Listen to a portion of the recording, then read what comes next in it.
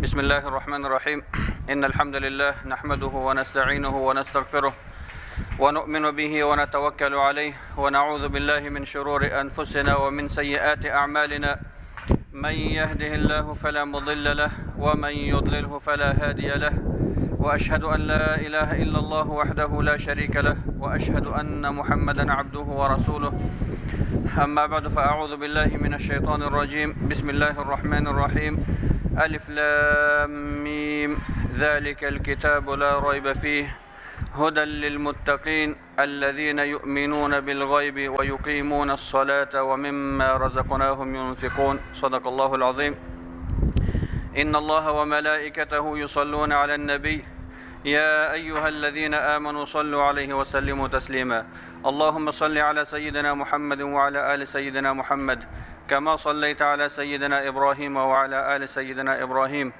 وبارك على سيدنا محمد وعلى آل سيدنا محمد كما باركت على سيدنا إبراهيم وعلى آل سيدنا إبراهيم في العالمين إنك حميد مجيد.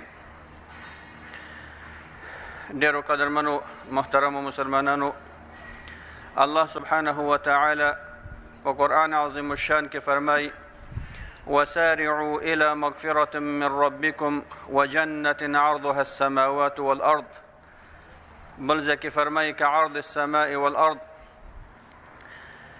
ای مسلمانانو، تاسو عجله وکړئ، سرعت وکړئ د هغه جنت لوري ته چې د هغې لویوالی د آسمانونو او ځمکې برابر دی. د ټولو آسمانونو او د ځمکې برابر لوی جنت دی. د دغه جنت د حصول دپاره تاسو کوشش وکړئ، عجله وکړئ. ځکه بل آیت کې الله عز وجل فرمایي فاستبقوا الخیرات، تاسو د خیر په کارونو کې، د ایمان په کارونو کې یو بل سره سبقت وکړئ، د عجلې څخه کار واخلئ. دغه جنت چې د هغې لویوالی، د هغې بر د آسمانونو او ځمکې څخه لوی دی، دا جنت د چا دپاره جوړ شوی؟ الله عز وجل په قرآن عظیم الشان کې فرمای اعدت للمتقین، دغه جنت آماده شوی دی، تیار شوی دی د متقیانو دپاره، پرهیزګارانو دپاره. بیا خپل الله سبحانه وتعالی دغه متقیان مونږ او تاسو ته معرفي کوي. متقی څوک دی؟ متقی انسان، تقوادار انسان څوک دی؟ نو د قرآن کریم په ابتدا کې سوره بقره کې الله عز وجل فرمای هدى للمتقين الذين يؤمنون بالغيب ويقيمون الصلاة ومما رزقناهم ينفقون. د متقیانو او پرهیزګارانو درې صفات الله عز وجل ذکر کوي. اول دا دی چې یؤمنون بالغیب، دوی په غیب باندې ایمان لري، په الله ایمان لري، په ملائکو ایمان لري، په جنت او دوزخ ایمان لري، د مرګ څخه وروسته په دوباره ژوندون باندې ایمان لري، په حساب او کتاب او آخرت ایمان لري. دغه ټول په غیب کې شامل دي، یعنی دوی ایمان لري، مؤمنان دي. دوهم د ایمان نه وروسته ویقیمون الصلاه، دوی د مانځه پابندي کوي. هغه لمونځ چې په دوی باندې فرض شوی دی 15 وخته په شبه روز کې، په دغه مونځ باندې دوی پابندي کوي، د مانځه اقامت کوي. اقامت څه ته وایي؟ یو ادا ده، یو اقامت دی. ادا خدا ده چې انسان لمونځ کوي، که فکر د دکان کې دی او که کاروبار کې دی او که تجارت کې دی، خو مونځ دی او که ځان د خلاص کې، دا ادا شو، مونځ مو ادا که. زمونږ او تاسو د اکثر لمونځونه ادا دي، الله دې قبول کړي. اقامت دې ته وایي چې ته مونځ کوې په کامل خشوع سره، خضوع سره، شرایط، ارکان، آداب، ټول هر شی دې برابر کړي دي. زړه دې الله سره دی، حضور دې الله سره دی، اخلاص، تقوا، هر شی موجود دی. دغه اقامه ده. مونږ او تاسو نه اقامه غوښتل شوې و یقیمون الصلاه. ځکه نورو ځایونو کې قرآن کې الله عز وجل هم دا فرمایي واقیموا الصلاه واتوا الزکاه، واقیموا الصلاه واتوا الزکاه، قائم کړئ مونځونه، یعنی په کامله توګه باندې لمونځ وکړئ. نو دغه لومړنۍ غوښتنه چې الله عز وجل د انسان څخه د ایمان څخه وروسته کوي، هغه د لمانځه پابندي ده. او الله عز وجل په قرآن عظیم الشان کې بل ځای کې هم فرمای ان الصلاه كانت على المؤمنین کتابا موقوتا، لمونځ پر مؤمنانو باندې فرض شوی دی، پر مؤمنانو نوشته شوی دی، کتابا موقوتا، په مختلفو اوقاتو کې، سهار، ماسپښین، مازدیګر، ماښام، ماخوستن، د هر منځه وخت معلوم دی، نیټه معلومه ده، تعداد د رکعتونو معلوم ده د احادیثو په رڼا کې. نو په هر وخت کې په مؤمنانو لمونځ فرض دی، په دغه وخت کې باید لمونځ ادا کړي. همدارنګه الله عز وجل مونږ او تاسو ته په قدسی حدیث کې چې رسول الله صلی الله علیه وسلم د الله عز وجل څخه روایت کوي فرمای ما تقرب الی عبدی بشیء احب الی مما افترضته علیه زما بنده ما ته نږدېوالی نه حاصلوي په هیڅ شي سره غیر د هغه نه چې ما په هغه فرض کړی دی. یعنی الله عز وجل ته انسان د فرایضو په ادا سره چې په رأس د هغې کې لمونځ دی انسان دومره نږدې کېږي چې د الله خوښېږي. الله خپل بنده سره محبت کوي، الله تا سره محبت پیدا کوي. نو په رأس د دغه فرایضو کې چې الله فرض کړی په موږ او تاسو باندې هغه لمونځ دی. د لمانځه د اجر او فضیلت په اړه باندې مسلمانانو که موږ او تاسو د هغې نه خبر شو هیڅ وخت به مونځ پرې نه ږدو، هیڅ وخت به مونځ کې سستي او تنبلي ونه کړو.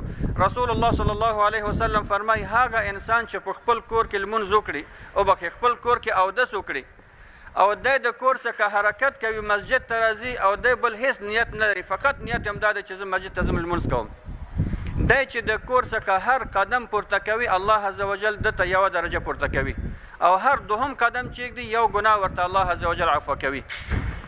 نو اوس که د چا کور په نریوارن کې دی، د چا کور په کرمبن کې دی، د چا کور په ډنډینان کې دی، د چا یو ځای کې دی بل ځای کې د خپل د قدمونو او د ټایر د موټر دا ټایرونه شمېري چې څومره حرکت تا کړی، څومره میله یا څومره فوټه تا حرکت کړی، هر یو فوټ هر یو قدم یو درجه پورته کېدل دي او یو ګناه عفو کېدل دي. دا خو د منځه نه مخکې اجر دی، دا چې بیا ته مونځ کوې څومره اجر الله عز وجل درکوي هغې باندې یوازې الله عز وجل پوهېږي. رسول الله صلی الله علیه وسلم یو ورځ صحابه کرامو ته مثال ورکو، ویل که چیرې د یو انسان د کور مخې ته یو سیند وي، نهر دی، دریا ده، او دغه انسان په دې نهر کې 15 وخته غسل کوي، آبازي کوي، آیا د دې انسان په بدن کې به خیره پاتې شي؟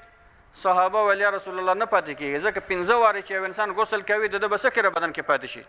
رسول الله صلی الله علیه وسلم ورته وفرمیل همدا د 15 وخته لمونځ کولو مثال دی.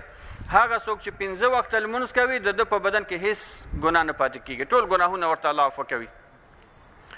بل مثال ژوندی دی چې رسول الله صلی الله علیه وسلم د خزان په موسم کې صحابه کرام ورسره دي، داسې وخت دی چې د ونو پاڼې وچې شوي دي. رسول الله صلی الله علیه وسلم د ونې یو څانګه ونیوله، هغه ته د ټکان ورکړه، دا ټولې پاڼې وغورځېدلې. بیا صحابه کرامو ته وفرمیل چې دغه څانګه کې تاسو کومه پاڼه ګورئ؟ ویل نه یا رسول الله ټول ولوېدلې. ویل دا د انسان د مانځه مثال دی، څوک چې لمونځ باندې پابندي کوي الله عز وجل دغه ګناهونه داسې ساقطوي، داسې د منځه وړي لکه د ونې دا پاڼې چې وغورځېدلې، ټول ګناهونه عفو کوي الله عز وجل. د سهار مانځه په اړه باندې رسول الله صلی الله علیه وسلم فرمای من صلى الفجر فهو في ذمة الله فلا يطلبنك الله من ذمته بشيء او كما قال عليه السلام. هغه څوک چې د سهار لمونځ کوي دی د الله په ذمه کې دی، د الله په حفاظت کې دی تر ماښامه پورې، تر سبا سهاره پورې. نو ای بنده مؤمنه ته د الله ذمه د الله حفاظت په هیڅ دنیا باندې په هیڅ قیمت د لاسه مه ورکوه. مګر مونږ او تاسو ټولنه کې ګورو ډېر تعداد انسانان د سهار په مانځه کې غفلت کوي، ویده وي، یا د سهار لمونځونه اکثرو نه پاتې دي. دغه نقطې ته د دوی توجه نه ده، ځکه که چیرې یو انسان د سهار لمونځ نه کوي دی بیا د الله په ذمه کې نه دی، د الله په حفاظت کې نه دی. که شیطان هر کار ورباندې وکړي کوي، دی که هره ګناه کوي ملامتیا په ده باندې ده، ځکه دی د الله په ذمه کې نه دی، دی د شیطان لاره تعقیبوي. اما هغه څوک چې د سهار لمونځ پابندي کوي په جماعت سره الله د دې حفاظت کوي. تاسو دا تجربه به کړې وي الحمدلله چې په هغه ورځ کې انسان همیشه ځان ته متوجه وي، همیشه طاعت ته متوجه وي، الله ته متوجه وي، خپل دین او ایمان ته متوجه دی، ځکه د الله عز وجل په حفاظت کې دی. مګر مسلمانانو مونږ او تاسو یو تعداد انسانان ګورو چې دوی به لمونځونه هم نه کوي، د الله طاعت به هم نه کوي، ایمان به هم یو قسم متزلزل او مشکوک به وي، مګر دی به بیا هم خوشحاله وي چې ما ته خو هېڅ مشکل او مصیبت نه پیښېږي. نو دا حدیث څرنګه الله وایي زما په حفاظت کې او ما ته هېڅ مشکل نه پیدا کېږي. دغسې انسان د پوه شي چې دی په استدراج کې دی. استدراج قرآن کې الله ذکر کوي سنستدرجهم من حیث لا یعلمون. کله کله یو انسان ته زه نعمتونه ورکوم، صحت ورته ورکوم، عقل ورته ورکوم، تمام امکانات ورته میسر کوم، بیا هم دی زما طاعت نه کوي، زما لاره پرېږدي، نافرماني کوي. دغه انسان د پوه شي چې دی په استدراج کې دی. استدراج په دې معنی چې الله هر څومره نعمت درته زیاتوي ته نور هم درجه په درجه ګمراهۍ طرف ته ځې. نو ته پوه شه چې تا د الله لاره پرېښودلې، د شیطان په لاره روانې. نو الله عز وجل فرمایي چې واملی لهم ان کیدی متین، زه مهلت ورکوم بیا یو دم انسان رانیسم. نو که یو ځل نعوذ بالله الله بیا انسان ونیسي بیا خلاصی نشته، بیا تاسو د الله د عذاب څخه نشي خلاصولی. که دغه عذاب په دنیا کې وي او که په آخرت کې وي، یا هم په دنیا او هم په آخرت کې وي. الله دې موږ تاسو وساتي د دې حالت څخه. د قیامت په ورځ مؤمنانو په دوزخ کې چې کله انسانان دوزخ ته وغورځول شي، دا د قرآن عظیم شان آیت دی. دوی نه به پوښتنه وشي د توبیخ په اساس باندې، ورته به وویلی شي چې ما سلککم فی سقر، دغه جهنم ته تاسو کوم عمل راوستلی یاستئ؟ کوم عمل ستاسو د جهنم د دوزخ سبب شو چې تاسو نن په دې اور کې سوځېږئ؟ دوی به ورته جواب کې څه وایي؟ لم نکو من المصلین، موږ په دنیا کې مونځ نه کوو.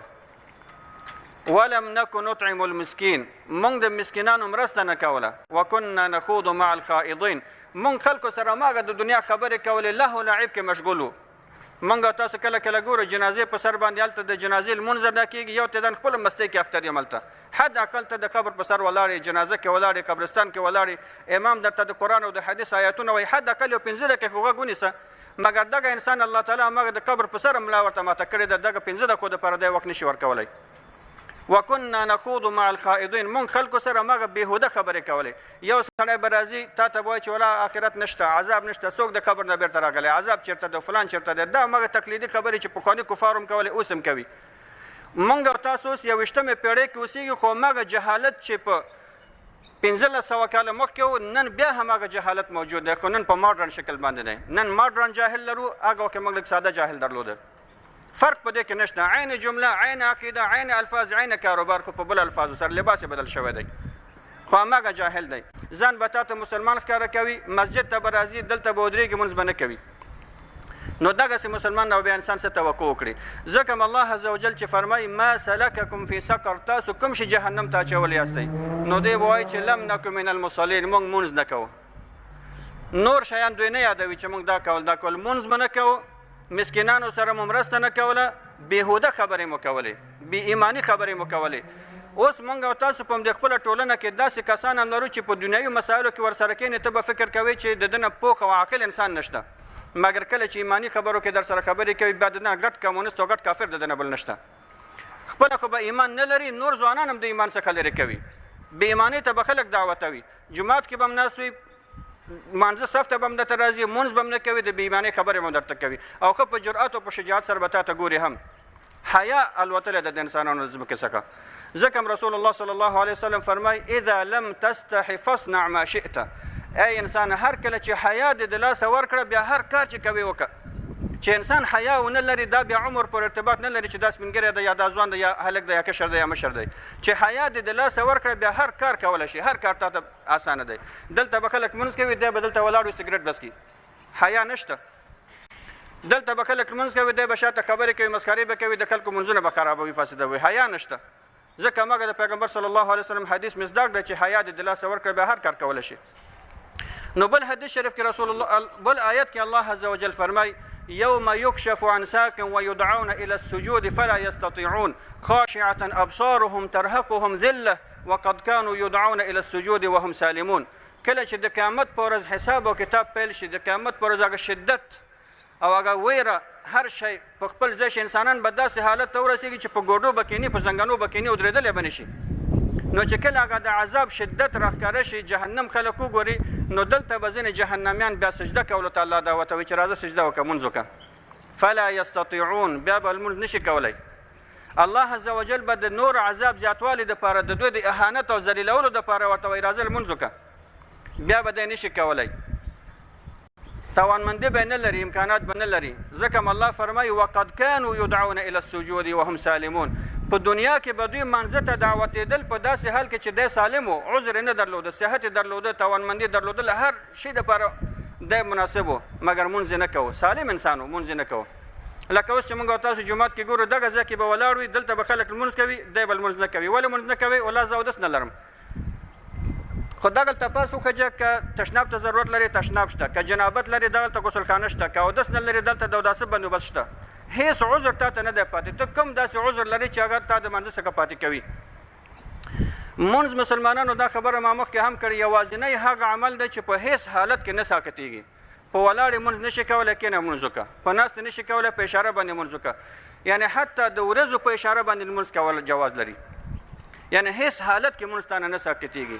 نور احکام خپل شرایط لري مګر مونځ سکوت نه لري مګر دا چې انسان روغ جوړ دی سالم دی صحتمند دی هیڅ عذر نه لري بیا هم مونځ نه کوي نو دغه انسان د خپل ایمان باندې وریږي او د الله نه وریږي رسول الله صلی الله علیه وسلم فرمای فرق ما بین الكفر والشرك ترک الصلاه او کما قال علیه السلام د انسان او د کفر او د شرک په منځ کې د لمونځ پرېښودل دي هغه څوک چې قصدن لمونځ پرېږدي د مانځه وخت راغی تا سره هیڅ عذر نشته او ته قصدن لمونځ نه کوې ته کافر شو د پیغمبر په حکم باندې زما حکم نه دی زه پوهېږم چې منځونه وروسته به هر سړی همدا خبره زمزمه کوي والله امام صاحب کافر ویلی امام صاحب د ملبورن خلکو کافر ویلی ما چاته کافر نه دی ویلی د الله رسول درته کافر وایي که ته مونځ نه کوې قصدن نو ځکه رسول الله صلی الله علیه وسلم فرمایي چې د انسان او د کفر او د شرک په منځ کې د مانځه پرېښودل دي که تا قصدن مونځ پرېښوده کافر شوي دوباره کلمه وایه دوباره امنت بالله وایه په الله ایمان راوړه استغفار وکړه که د پیغمبر یو حدیث په فیسبوک کې لیکي بیا به 50 نفر درته میسیج کوي والله امام صاحب دا خبره افراط دی او دا خبره سختي ده او دې کې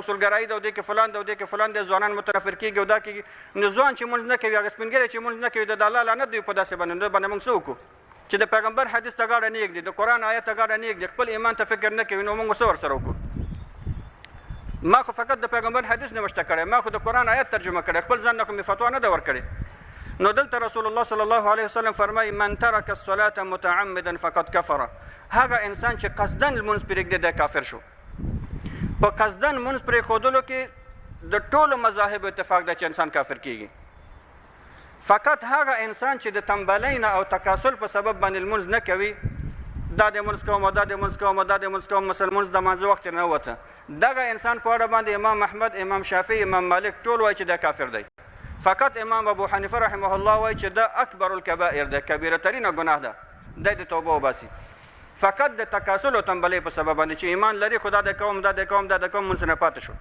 اما هغه څوک چې قصدن درته ګوري په مسجد کې به ولاړ وي ټول امکانات ورته میسر دي نو د دغسې انسان په کفر کې شک نشته دا زما فتوا نه ده دا د الله د رسول حکم دی په همدغه اساس باندې مسلمانانو موږ او تاسو ته د الله عز وجل توفیق راکړي چې د خپل نفسونو محاسبه وکړو خپل ایمان ته دوباره متوجه شو او همغه اوامر چې الله او رسول صلی الله علیه وسلم موږ او تاسو څخه غواړي د هغې پابندي اختیار کړو وصلی الله علی سیدنا محمد وبارک